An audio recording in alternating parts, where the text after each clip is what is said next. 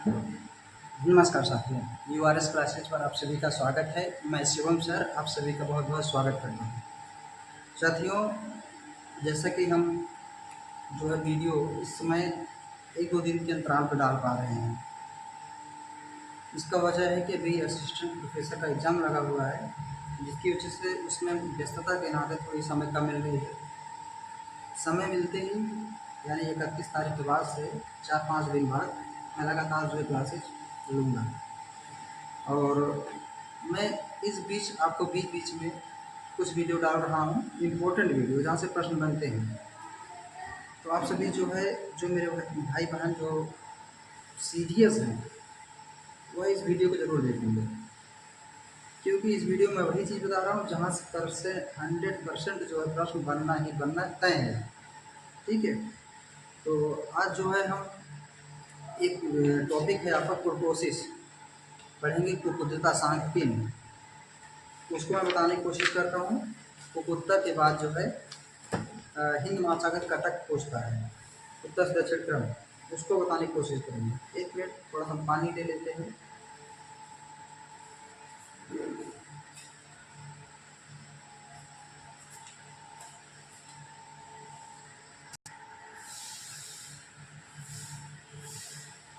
तो चलिए, जैसा कि आज बैकग्राउंड में थोड़ी सी हल्की सी नॉइज़ आपको सुनाई देगी, वो है फैन की। क्योंकि गर्मी बहुत है इसलिए मुझे फैन ऑन करना पड़ा, नहीं तो मैं वीडियो ही नहीं बना पाता, क्लास ही नहीं ले पाता। ठीक, चलिए पढ़ते हैं फोटोसिस।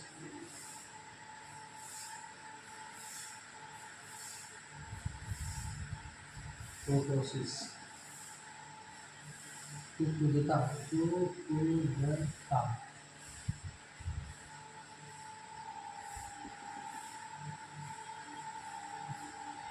इस लेक्चर हम देखेंगे होता है क्या, ये किस काम में आता है, जो इसके प्रयोग क्या है यानी, और इससे संबंधित प्रश्न परीक्षा में कैसे बनते हैं। आवाज़ हमारी जा रही होगी। तो इसकी खोज जो है कुकुद्धता की कार्ल पियर्सन ने 1905 में की थी। कब की थी? 1905 में कार्ल पियर्सन ने की थी। कुकुद्धता का मतलब यानी कुर्टोसिस का मतलब होता है कि ग्राफ की ऊंचाई या चपटापन कैसा है। अभी समझ आते हैं आपको। जैसे कि कुकुद्धता जो है, ये कहता है कि जो हमारा ग्राफ, मान लीजिए हमने कोई सी ग्राफ बना दिया है, अभी तो ग्राफ ही है। यह बताता है कि हमारा ग्राफ जो है कैसा है, चपटा है, चौड़ा है, गोलाकार है, कुछ भी हो, किसी भी प्रकार का। तो होता क्या करता है कि यह बताता है कि हमारा ग्राफ जो है किस प्रकार का है। ये तो ग्राफ हो गया। अब इसके हम डेटा के संदर्भ में जानते हैं क्या करता है। यह बताता है कि डेटा का संकेंद्रण कहाँ है, अर्थात डेटा किस प्रकार ग्राफ में वितरित हुई है। ठीक, समझ में आया? डेटा ग्राफ में किस प्रकार वितरित हुई है। लिखिए इसको।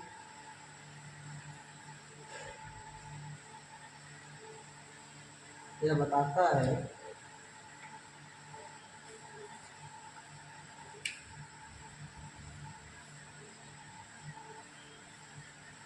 यह बताता है कि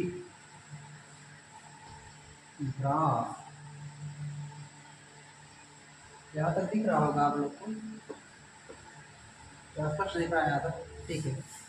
ग्राफ की ऊंचाई और चपटापन, चपटापन कैसा है, कैसा है, डेटा के संदर्भ में,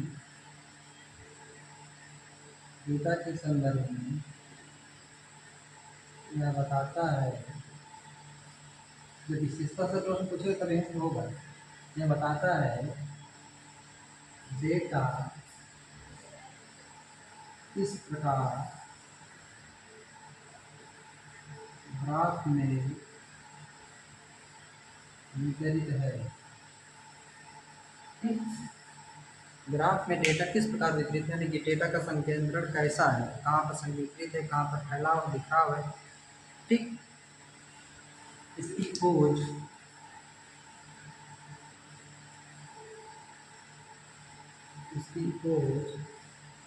नेट के फर्स्ट पेपर में भी आता है, ठीक है। इसकी खोज 1905 में कार्ल पियर्सन ने की थी, ठीक। खोज किसने की थी? कार्ल पियर्सन ने की थी 1905 में। तारीख आपसे नहीं पूछिए, कभी कभी पूछ सकते हैं खोज किसने की थी। कार्ल पियर्सन ने किया था। यह बताता क्या है? डेटा किस प्रकार वितरित है, ग्राफ की चौड़ाई ऊंचाई कैसी है, ये बताता है। इसकी बेसिक जानकारी आपको समझ में आ गई। अर्थात क्या करता है, यह ग्राफ के तीखापन यानी शीर्ष से जो चोटी होती है उसको नापता है, ठीक है। क्या करता है यह ग्राफ, अभी मैं ग्राफ भी बना रहा हूँ तो आपको समझाता हूँ। और इसे मापने के लिए कार्ल पियर्सन ने दो चरों का उपयोग किया था। एक था बीटा, एक था गामा। बीटा को इन्होंने बीटा टू नाम दिया और गामा को गामा टू नाम दिया, ठीक। दोनों कुंदता यानी प्रोटोसिस की ऊंचाई को मापते हैं। मैं इंग्लिश में प्रोटोसिस हूँ क्योंकि हिंदी में बोलने में दिक्कत हो रही है। बीटा टू और गामा टू, इन्होंने दो चर लिए। जैसे अभी आपको समझाता हूँ। हम तापमान को फ़ारेनहाइट और सेल्सियस में मापते हैं, ठीक। वैल्यू दोनों की सेम होती है, चाहे 37.5 डिग्री सेल्सियस का है या 37 डिग्री सेल्सियस का है या फिर 98.6 फ़ारेनहाइट का है, दोनों की बात एक ही है। उसी प्रकार इन्होंने जो दो चर लिए बीटा टू एवं गामा टू, दोनों को कुत्ता की या प्रोटोसिस की ऊंचाई को मापते हैं। बस अंतर इतना है, जो बीटा टू है उसका बेस जो है उन्होंने 3 मान लिया कि हम इसका बेस 3 मानकर गणना करेंगे, और जो गामा टू है इसका बेस हम 0 मानकर गणना करेंगे, ठीक। बस बेस का अंतर है और दोनों दोनों में इन्होंने समान नहीं बता दिया। अभी मैं इसको क्लियर करूँगा बोर्ड पर, अभी मैंने आपको बताया है। ऊंचाई के आधार पर जो कोशिश है यह 3 प्रकार का होता है। कौन कौन सा होता है? लेप्टोकोर्टिक, मीसोकोर्टिक एवं प्लोटोकोर्टिक। अत्यधिक नुकीला, लेप्टोकोर्टिक मतलब होता है अत्यधिक नुकीला। मीसोकोर्टिक नॉर्मल, जो सामान्य हो, और प्लेटोकोर्टिक मतलब होता है चपटा। अब इसे ग्राफ पर देखेंगे, इसके बाद एक एक करके हम पढ़ेंगे, ठीक है, नहीं समय ज़्यादा हो जाएगा।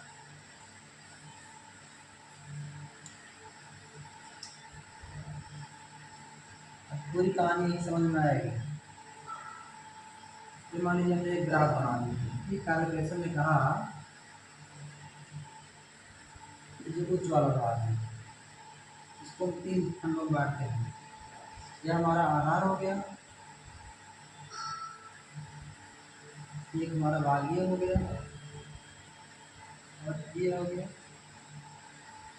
भागीय। अब समझिए, जो ऊपर वाला भाग है इसे कहते हैं लेप्टोकोर्टिक। क्या कहते हैं? लेप्टोकोर्टिक। लेप्टोकोर्टिक। इसे कहते हैं मीसोकोर्टिक। मीसो माने मध्य, मीसोकोर्टिक। इसे कहते हैं प्लेटोकोर्टिक। प्लेटोकोर्टिक, अभी इनको मैं याद कराता हूँ, ठीक। प्लेटों को हम कैसे याद करेंगे? जो प्लेटों से है, प्लेट क्या होती है? तस्तरी सारी चौड़ी होती है, ठीक। यानी प्लेटोकोर्टिक होता है जो नीचे वाला जहाँ पर चौड़ा होता है, ठीक है, चौड़ा वाला भाग। प्लेट से बना लो चपटा, यानी चपटा वाला भाग, चपटा हो गया, ठीक। चपटा भाग प्लेटोकोर्टिक है। मीसोकोर्टिक मध्य में है तो यह बहुत संकेंद्रित है, न ही यह बहुत फैला हुआ है, तो यह क्या कहलाएगा? मीसोकोर्टिक यानी सामान्य, सामान्य नॉर्मल इसे कहते हैं, ठीक। यह है लेप्टोकोर्टिक। लेप्टोकोर्टिक मतलब होता है नुकीला। देखो तो संकेंद्रित है कि नहीं नुकीला, अभी इसका डिटेल बताते हैं। नुकीला, ठीक है। लेप्टोकोर्टिक, मीसोकोर्टिक, प्लेटोकोर्टिक। जो लेप्टोकोर्टिक है यह कहता है कि डेटा जो है, डेटा का संकेंद्रण एक बिंदु पर हुआ। आप देख रहे हैं यहाँ से दोनों आकर के एक ही बिंदु पर, इस बिंदु पर क्या हुआ है, दोनों मिल रहे हैं, यानी एकदम जाके नुकीले पतले होगा, यानी कि डेटा का संकेंद्रण एकदम नुकीले भाग में। डेटा का संकेंद्रण कहाँ होता है? लेप्टोप्रोटीन में होता है। मीसोप्रोटीन में डेटा ना तो बहुत बिखरा हुआ है और ना ही बहुत फैला हुआ है। फिर समझिए, लेप्टोप्रोटीन का आता है कि डेटा का संकेंद्रण एक ही बिंदु पर है, उच्चतम बिंदु पर। मीसोप्रोटीन का आता है डेटा जो है न तो अत्यधिक फैला हुआ है, न ही अत्यधिक संकेंद्रित है, यानी सामान्य है। लेप्टोप्रोटीन का आता है डेटा बहुत दूर दूर तक बिखरे हुए हैं। ठीक, नहीं समझो? डेटा या कहता है डेटा का संकेंद्रण ये उच्चतम बिंदु पर है, उच्चतम बिंदु पर है, या डेटा एक जगह संकेंद्रित है। देख सकते हैं, डेटा एक जगह संकेंद्रित है, डेटा एक जगह संकेंद्रित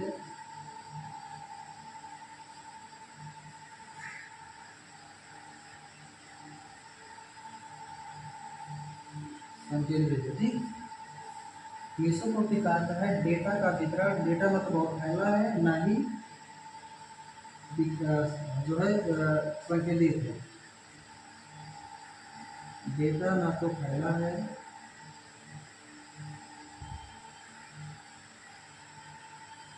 ना ही संकेंद्रित है।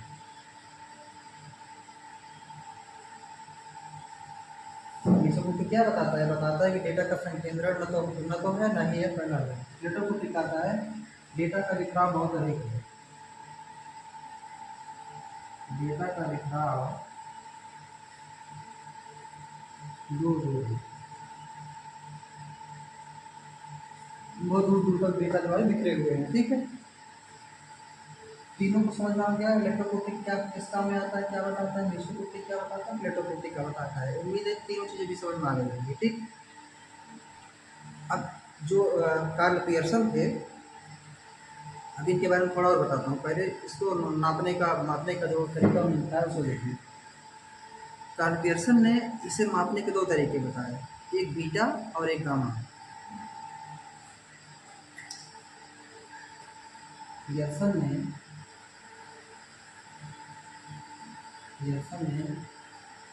इसे मापने का इसे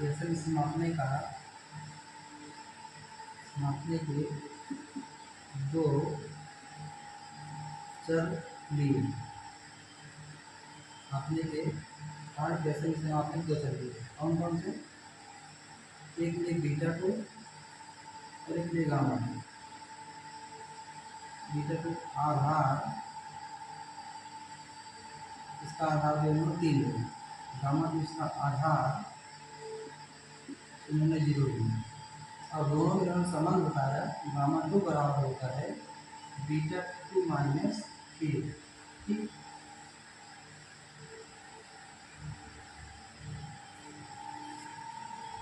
इन्होंने संबंध बताया गामा 2 बराबर बीटा 2 माइनस 3। अब समझिए कि बीटा 2 माइनस 3 इन्होंने क्यों कहा। एक चीज देखिएगा, अभी आपको स्पष्ट हो जाएगा। आप यहाँ पर देखिए, ये बीटा 2 बराबर हम 3 कर देते हैं, बीटा 2 बराबर है 3 रखेंगे, 3 माइनस 3 बराबर 0 हो जाएगा। और हमें हमें यही चाहिए भी कि गामा 2 का मान 0 चाहिए। गामा 2 का मान 0 तब आएगा और बीटा 2 बराबर 3 रखेंगे। जब बीटा 2 बराबर 3 रख रहे हैं, 3 माइनस 3 दोनों घट कर क्या हो जाएगा 0, यानी गामा 2 बराबर 0, यानी संतुष्ट हो रहा है। ठीक, अब रख लीजिए जो बीटा 2 बराबर हम 0 रखते हैं, सॉरी बीटा 2 बराबर हमने 3 रखा तो गामा 2 बराबर 0 आ गया। अब हमें ये देखना है कि जो बीटा 2 बराबर 3 है या क्या सही है। गामा 2 बराबर, पहले बीटा 2 बराबर 3 रखते हैं, 3 माइनस 3 तो गामा 2 बराबर 0 आ गया। ठीक, दूसरी स्थिति हम देखते हैं, गामा 2 बराबर 0 है तो गामा 2 बराबर 0 इसमें रखते हैं, 0 बराबर बीटा 2 माइनस 3, इसको इधर ले जाएंगे तो बीटा 2 बराबर 3 है। यानी कि जो दोनों आधार और बीटा टू गामा टू में संबंध बताया वो बिल्कुल सही है। ठीक, इनका जो संबंध था यह बिल्कुल सही है क्योंकि यह सेटिस्फाई कर रहा है। मैंने इसे इसलिए बताया आपको, ये संबंध देखिए, आप इसे याद कर लेंगे। अब परीक्षा में प्रश्न आएगा कि बीटा टू का मान दे देगा और गामा टू पूछ लेगा, दोनों में संबंध से आधारित प्रश्न पूछ लेगा। गामा टू का मान देगा, डायरेक्ट बीटा टू का मान पूछ लेगा। जब आपको यह चीज़ संबंध पता रहेगा तो आप आसानी से कर जाएंगे। ठीक, तो कैलिब्रेशन के जो मापने का तरीका था, जो चर उपयोग किए थे, वो समझ में आ गया। अब एक चीज़ और देखिए, अभी थोड़ा और इस पर डिटेल में जाते हैं। लेप्टोकोर्टिक अधिक नुकीला, हमने बताया यह वक्र सामान्य से बहुत ज़्यादा ऊंचा और नुकीला होता है। इसका मतलब है कि जो बहुत ज़्यादा डेटा केंद्र में ही बहुत तेज़ी से इकट्ठा हो गया है, यानी डेटा का संकेंद्रण एक ही जगह पर, एक ही बिंदु पर हो गया, बहुत ऊंचाई पर हो गया। क्या बताता है? लेप्टोकोर्टिक बताता है। अब लेप्टोकोर्टिक का गणितीय मान देखिए। गणितीय मान में इसमें बीटा टू का मान 3 से अधिक होता है।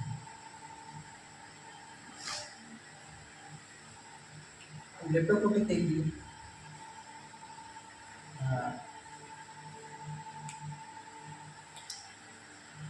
यहाँ लिखिए लेप्टोकोर्टिक।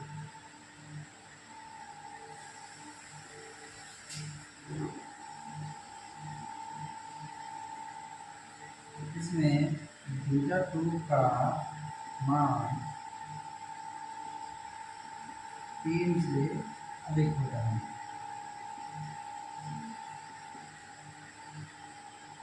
दिख रहा है? इसमें बीटा टू का मान कितने से?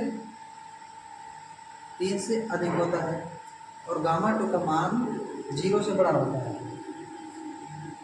गामा टू का मान 0 से बड़ा होता है। नहीं बता रहा हूँ क्यों। लेप्टोकोर्टिक खुद कह रहा है कि डेटा संकेंद्रण यहाँ बहुत ज़्यादा है और डेटा की वैल्यू हमने बेस माना 3 माना है। एक दिन 3 मान लेंगे, 3 मान लेंगे तो यह बताएगा डेटा जो है, क्योंकि बेस है, बेस पर कोई डेटा अगर आधारित है तो ज़्यादा थोड़ी माना जाएगा। जो 3 का मान है वहाँ आएगा। इसी में लिख लीजिए मेसोकोर्टिक में, इसमें लिखिए पहले बीटा टू बराबर 3 होगा और गामा टू बराबर 0 होगा। क्यों होगा? क्योंकि यही आधार है, नॉर्मल है ना, नॉर्मल यानी आधार, इसको आधार भी कर सकते हैं। अगर हम मेसोकोर्टिक आधार मान लेते हैं, आधार से ऊपर हम जा रहे हैं तो डेटा का संकेंद्रण अधिक हो रहा है, यानी वैल्यू 3 से अधिक होगी। 3 से अधिक होगी तभी तो जो है डेटा का संकेंद्रण ज़्यादा होगा। अगर वैल्यू 3 से कम हो रही है तब डेटा का संकेंद्रण मतलब जो फैलाव ज़्यादा है, यानी बीटा और गामा का मान जो है यहाँ पर कम हो जाएगी नीचे आकर के। नॉर्मल से आधार से ऊपर जा रहे हैं तो लेप्टोकोर्टिक का डेटा का संकेंद्रण ज़्यादा है, यानी वैल्यू 3 से अधिक होगी। आधार से नीचे आ रहे हैं तो कह रहा है डेटा का बिखराव है, डेटा बहुत कम है, दूर दूर बिखरे हुए हैं, यानी कि जो बीटा और गामा जो आधार लाइन है इससे नीचे इसका मान होगा 3 से कम होना है। समझ में आ रहा है?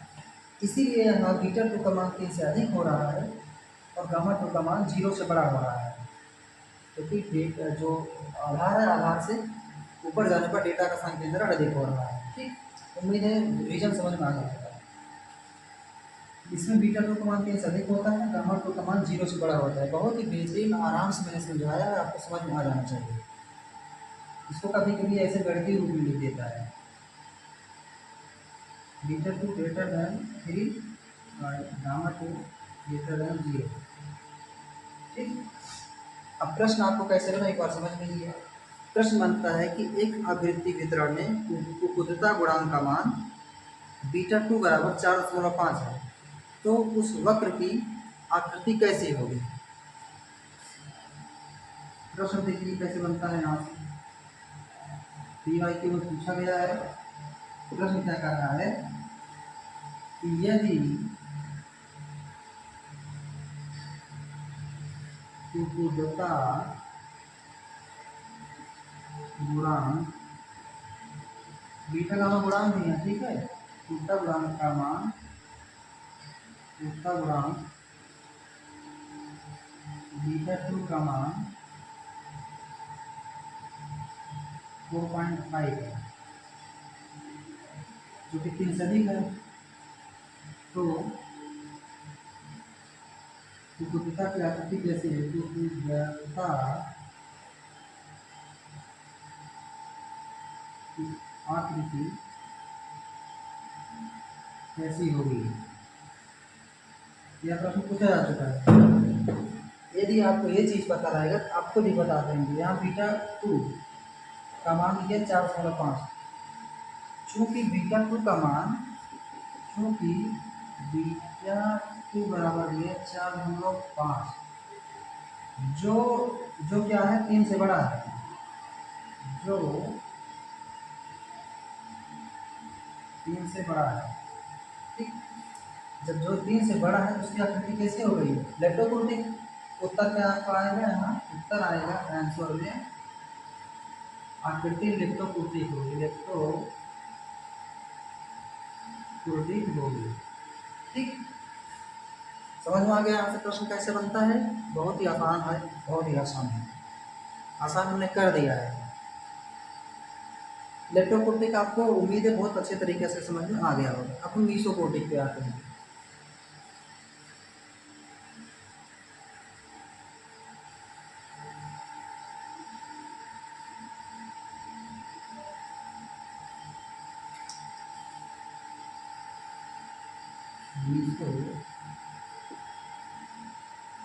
ठीक, मीसोकोर्टिक इसे नॉर्मल भी कहते हैं, आधार लाइन दिखाते हैं, नॉर्मल। ठीक, इसमें बीटा 2 बराबर 3 और गामा 2 बराबर 0। बीटा 2 बराबर 3 और गामा 2 बराबर 0 इसलिए है क्योंकि यह आधार लाइन है। इसी को आधार मानकर इसके ऊपर जा रहे हैं, आधार से ऊपर और आधार से नीचे आ रहे हैं। ठीक, आधार से नीचे आने पर डेटा घटेगा संकेंद्रण, और ऊपर जाने पर डेटा का संकेंद्रण बढ़ेगा। ठीक, ध्यान लिख लीजिए, आधार लाइन है, आधार लाइन वैसे लिखा भी है। ठीक है, अब देखिए बीटा 2 बराबर 3 आ रहा है, तो गामा 2 बराबर 0 आ रहा है, बिल्कुल नॉर्मल है ना। अब इसको समझेंगे थोड़ा।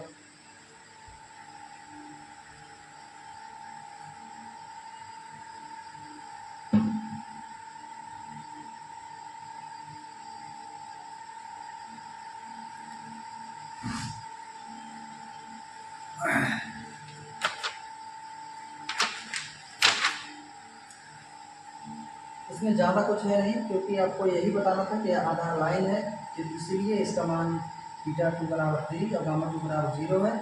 यह बिल्कुल सामान्य है, आपको पूरा सामान्य भी एक शब्द मिल जाएगा। इसे सामान्य जब पूरा सामान्य भी आ जाता है, पूरा सामान्य। ठीक, डेटा का संकेंद्रण ना तो यहाँ ज़्यादा होता है ना ही कम होता है। अब आते हैं हम प्लेटोकोर्टिक, कितना लिखा है इसमें? प्लेटोकोर्टिक।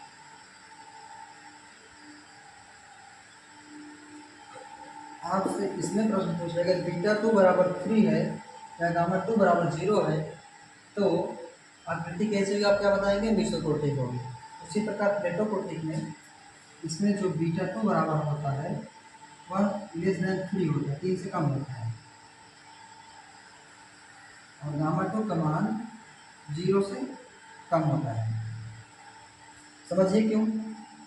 हमने अभी कहा कि मीसोकोर्टिक यानी नॉर्मल से, सामान्य रेखा से जब हम नीचे आते हैं तो डेटा का संकेंद्रण घटता है।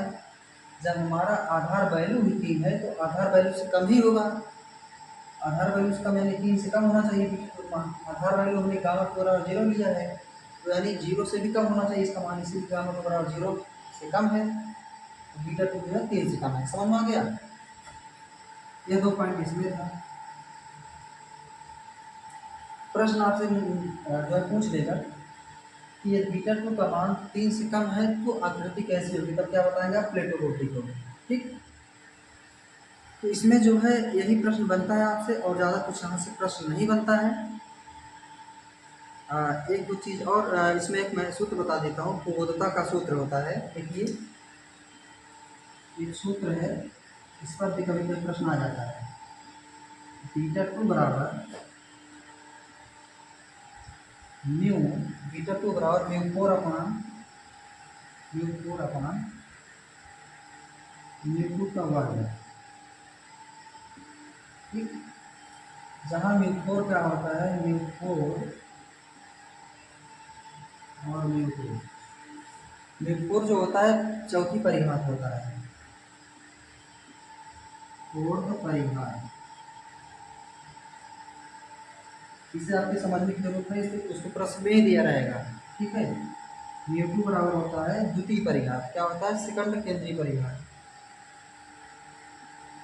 सेकंड परिघात। ठीक, आपके जो प्रश्न पूछेगा उसमें म्यू फोर और म्यू टू दोनों का मान दिया है, आपको उसकी मान रखना है और हल करना है।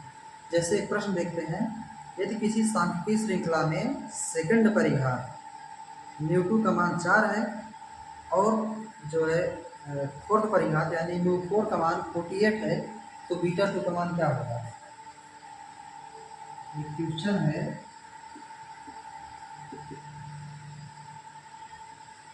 इफ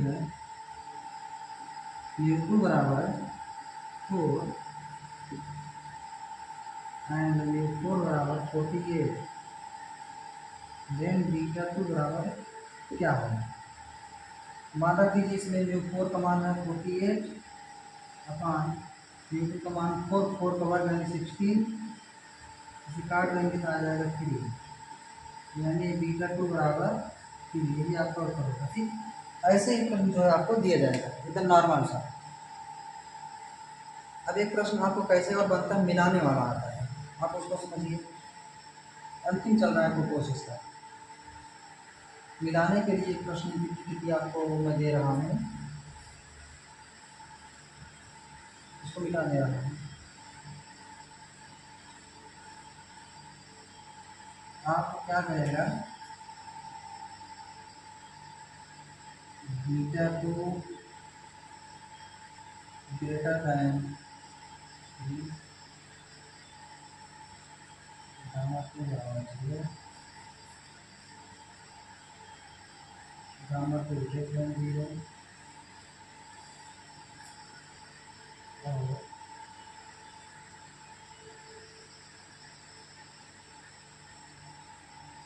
बीटा टू बराबर 3। ये है ए, ये है बी। ठीक, दोनों का आपको मिलाना है।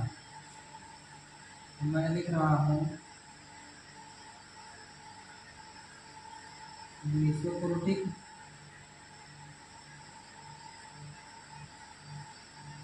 इलेक्ट्रोपोलिटिक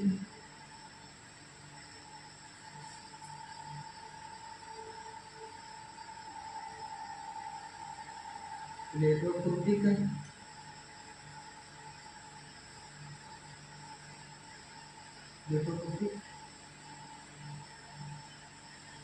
इलेक्ट्रोपोलिटिक अब आप मिलाइए इनको, तालिका है ए, तालिका है, तालिका है, तालिका बी, दोनों तालिका को मिलाओ, दोनों सूची। ठीक है, पहला, दूसरा, तीसरा, चौथा। ठीक, इसके बाद ए बी सी डी, इनको मिलाइए। प्रश्न आपको ऐसे दे देंगे, आप क्या करें, हम जानते हैं बीटा टू का मान 3 से अधिक है एंड डेटा का संकेंद्रण ज़्यादा है, डेटा का संकेंद्रण ज़्यादा है, इलेक्ट्रोपोलिटिक होगा, डेटा का संकेंद्रण सबसे ऊंचाई पर ज़्यादा था ना, ऊंचाई पर क्या इलेक्ट्रोपोलिटिक, इसमें कहाँ हमें लाना है, लाएंगे इलेक्ट्रोपोलिटिक, ध्यान लगाएंगे। गामा टू बराबर 0, हमने हर लाइन गामा टू बराबर 0 किसमें माना, मीसोपोलिटिक माना है, इसमें ले जा सकते हैं, इसको मीसोपोलिटिक बी में मिलेगा, वो किसी में ले जा सकते हैं। हमने गामा टू का मान 0 से कम हमने कहा था, नीचे आएंगे किसमें, इलेक्ट्रोपोलिटिक में, यानी इसको ले जाएंगे हम सी में। बीटा टू बराबर 3 कहाँ है, बीटा टू बराबर 3 है हर लाइन पर, इसको इसमें लाएंगे। इस प्रकार जो है प्रश्न आपका बनता है। उम्मीद है जो कुर्टोसिस है, कुर्टोसिस कैसे प्रश्न बनेंगे, कुर्टोसिस होता क्या है या किस काम आता है, किसने खोज की, सारी चीज़ जो है मैंने एकदम बेसिक से एडवांस तक वो बिल्कुल अच्छे से करा दिया है। आप असिस्टेंट प्रोफेसर केजीटी पीजीटी नेट जा किसी में भी प्रश्न आएगा आप गलत नहीं करेंगे, मेरा दावा है। तो इस क्लास में इतना ही, मिलेंगे नेक्स्ट क्लास में, तब तक के लिए आपको बहुत बहुत धन्यवाद। एक बात और, आप सभी इस वीडियो को देखिए, यदि हमारी वीडियो मेहनत पसंद आए तो हमें सपोर्ट कीजिए, अपना प्यार दीजिए, जिससे मैं और बेहतर कर सकूँ। धन्यवाद।